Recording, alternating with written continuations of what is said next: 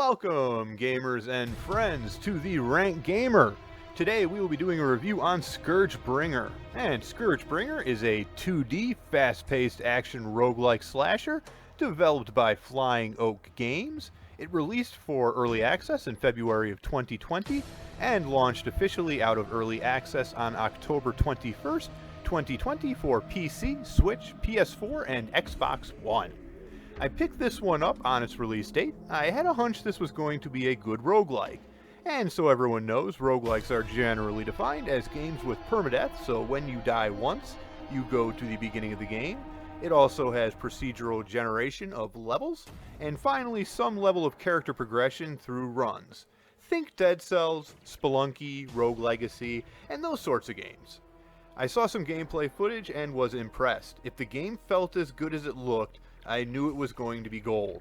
I bought the game on Switch for $16.99. I do not recall if the eShop had a 10% sale upon its release or not. So, was this a good game to pick up on day one with no knowledge of the game prior? Let me tell you, because I've currently played 20 hours of gameplay. The game's plot, though not particularly deep, still adds to the mood of the game. You play as Kira, and I believe the name is actually pronounced Kiira, but we will go with Kira, as she attempts to ascend a giant ominous construct referred to by legend as the ScourgeBringer. No one who has entered has ever returned. Kira was the strongest warrior in her tribe, so armed with blade and gun and the acrobatics of a gold medal gymnast, she ventures in and the cycle of play, die, play begins.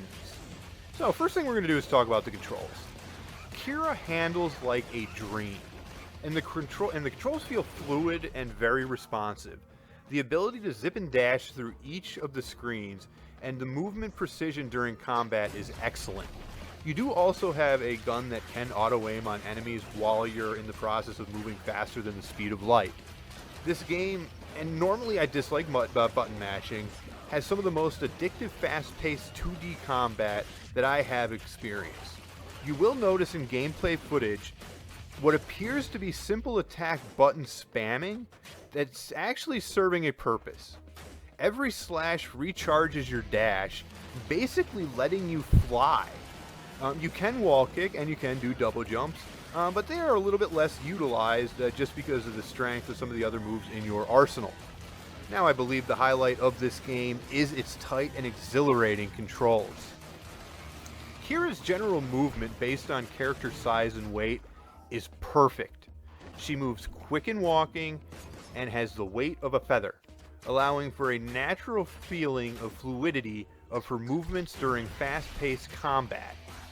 The button mapping is great for the player himself for fluidly slashing, dashing, jumping, shooting, heavy attack, and area effect special attack, which are all mapped to their own buttons.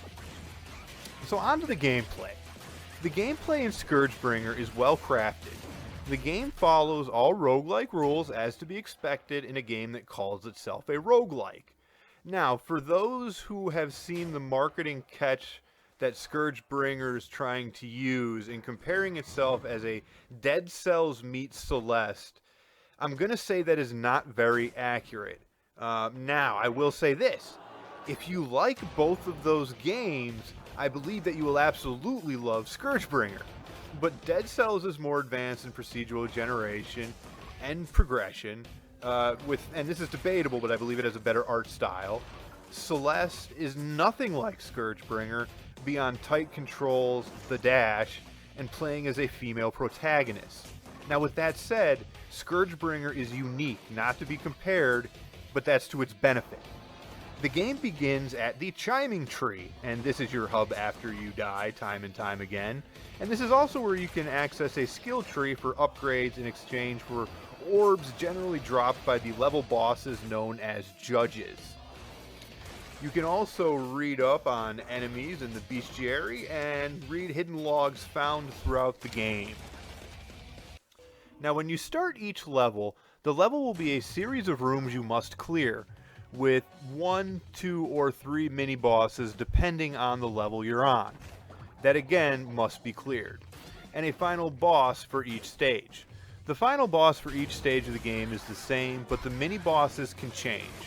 All bosses are tough but fair, and usually it's a bit of a bullet hell scenario, but a manageable one. Health is very limited in the game, so I believe the developers made the bosses a little bit easier than they could have been. All enemies are also unique with unique patterns with different enemies appearing in each level, so there is variety. Each stage also contains what's called a blood altar, and this mechanic is something that gives you a random upgrade from a choice of 3 randomly selected upgrades to use on your individual runs only, so these are not permanent upgrades. Each stage also has multiple shops to purchase health or gear to aid in the run. Also, each level has a map you can open for instant teleportation to rooms that you've already cleared. Overall, the gameplay is great and addictive.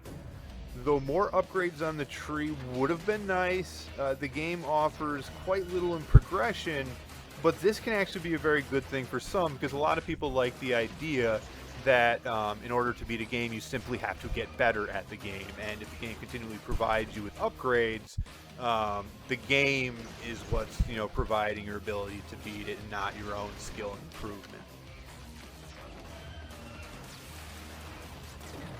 Now, this game is hard, especially at first. It has accessibility options built in-game, so at any point you can pause the game and become invulnerable. And this is like an old Nintendo 64 cheat or activating, God mode in a PC game.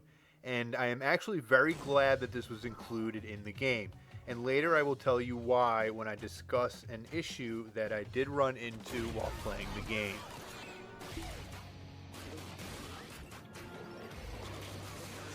So for the graphics and visuals, in ScourgeBringer, they are certainly a pleasure to behold. The HD pixel art is very meticulously done and creates a formidable setting. Foreground and background are well defined, and performance is excellent. I experienced no drops, or at least no noticeable drops, in the frames per second. And many things happen faster than you can even process. Also, graphically telegraphing powerful enemy attacks with an exclamation point popping over the enemy is a great mechanic for directing the flow of your combat to take on the most significant threats first. Occasional exclamation points do not cheapen the quality of the graphics. The game does have a small heads-up display, but most rooms don't take up the full screen, so the heads-up display is sometimes almost unnoticeable, especially when you are so focused on combat. And then overall ability for the visuals to hold up to the speed of the game is incredibly impressive.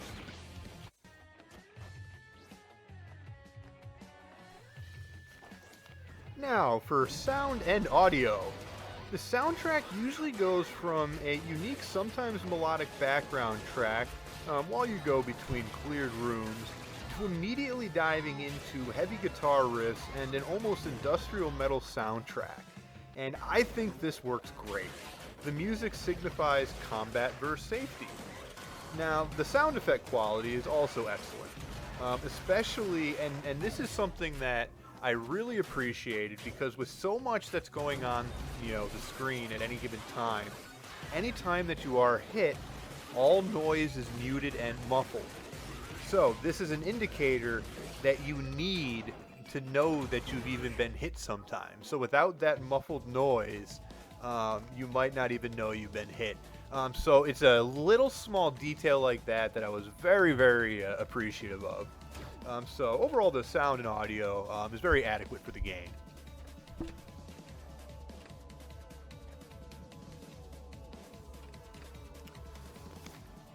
So my satisfaction, this is where things can get a little bit tough.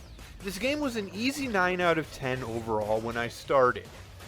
A game crashing bug unfortunately would occur every time in a required mini-boss on the last level of the game.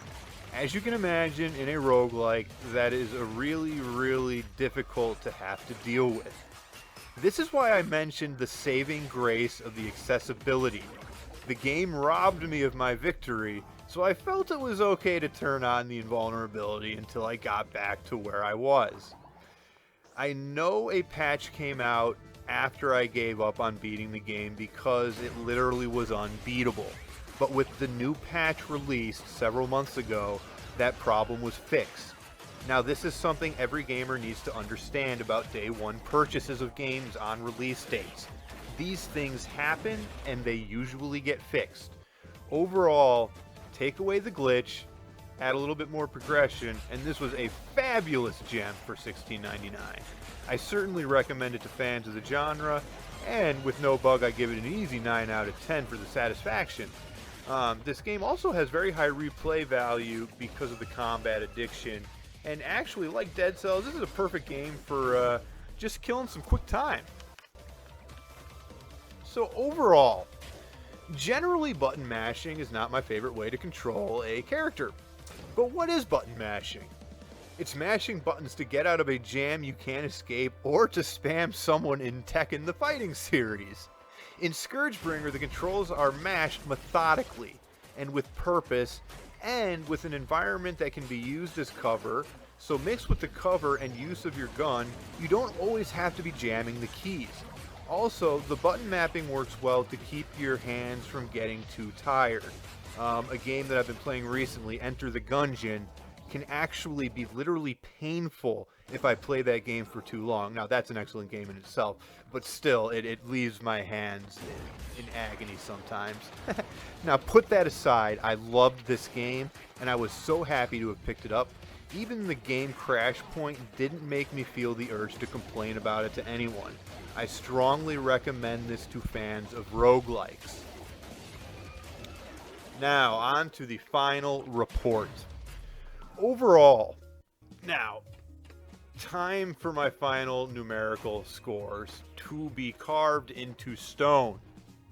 So for graphics, overall, excellent pixel art with unbelievable fluidity and smoothness in frames per second, and a greater variety of room art design would have been a little bit nice, but I still score the graphics at an 8 out of 10. For sound and audio, all sound effects and sound quality are adequate. The use of two distinct soundtracks between combat and non-combat works well, also adding intensity to combat. And finally, the simple mechanic of a brief noise mute is very effective and appreciated. I score an 8 out of 10 for the sound and audio. For gameplay, the control and addictiveness of this actual combat and game design was just shy of masterful. My general issues with gameplay are mostly opinionated only, so if the game has no bugs, I would score the gameplay a 9 out of 10. Now, for satisfaction, the best way to describe satisfaction is if you like a challenge where progression comes from your own skill improvement, you will pour a lot of happy times into this game. So, for satisfaction, I give this one, as long as that bug is fixed, a 9 out of 10. And on to the final score. If we can get a drum roll, please. We're going to give this one an 8 out of 10. And I would say that if they add free content like Hollow Knight and Celeste and add a little bit of variety to the game, it's a little bit short in substance. That would push ScourgeBringer right up to a 9 out of 10. But for now, we're going to give it a solid 8 out of 10. And as always, thank you so much for watching and stay safe out there, guys, with more videos to come.